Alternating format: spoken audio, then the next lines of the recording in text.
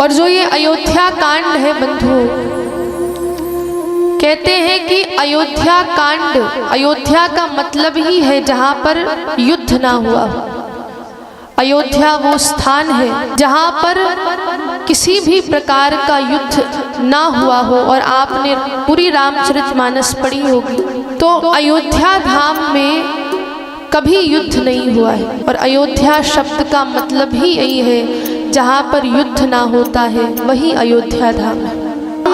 अयोध्या कांड में प्रवेश कर रहे हैं और अयोध्या कांड में गोस्वामी तुलसीदास जी एक बड़ी सुंदर बात बता रहे हैं कि इस कांड में हमारे श्री राघवेंद्र सरकार वन की ओर जा रहे हैं, वनवास उनको प्राप्त हुआ है। तो इस कांड में ये बताया है कि बिना तपस्या के बंधु इस संसार में आपको कुछ नहीं मिल सकता है।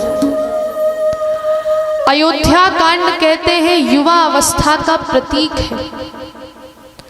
बाल कांड जैसे बचपन का प्रतीक है, वैसे अयोध्या कांड हमारी आपकी युवा अवस्था का प्रतीक माना गया है।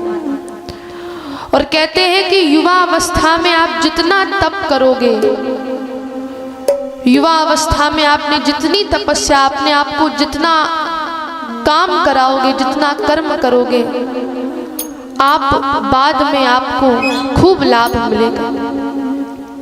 इसलिए अयोध्या कांड में हमारे श्री राम जी ने हमको यही शिक्षा दी है कि देखिए बंधु, जब तक तपस्या नहीं करोगे, जब तक तपोगे नहीं, जीवन में कुछ मिलेगा नहीं।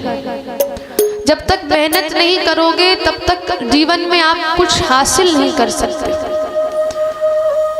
और अगर आपको कुछ मिल जाए, कोई पद, कोई प्रतिष्ठा, बिना तपस्या के, तो फिर बाद में वो सब व्यर्थ हो जाता है, आपको भी आनंद नहीं आएगा। कुछ समय तो आपको अच्छा लगेगा कि मैंने बिना तप किए, बिना संघर्ष किए प्राप्त तो कर लिया है, परंतु बाद में आपको यही चीज, यही पद अच्छा नहीं लगेगा। इसलिए हमारे देखिए राम जी चाहते तो राजा ऐसे ही बन जाते, उनको क्या दिक्कत थी, क्या तकलीफ थी, वैसे ही राजा बन जाते।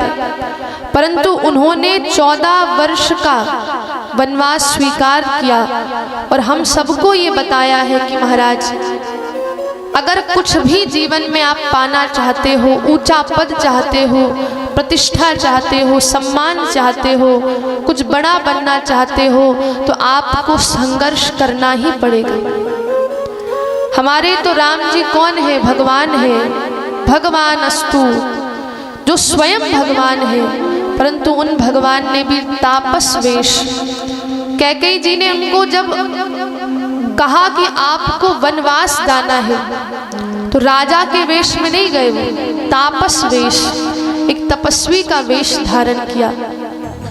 वहां पर एक राजा जैसे भोजन करता है, 56 प्रकार के भोग खाता है, तरह तरह के व्यंजन खाता है, पर हमारे राम जी ने जंगल के कंद मूल फल स्वीकार करे। और क्यों करे? बस हमको समझाने के लिए कि संघर्ष करना बड़ा आवश्यक है। और इस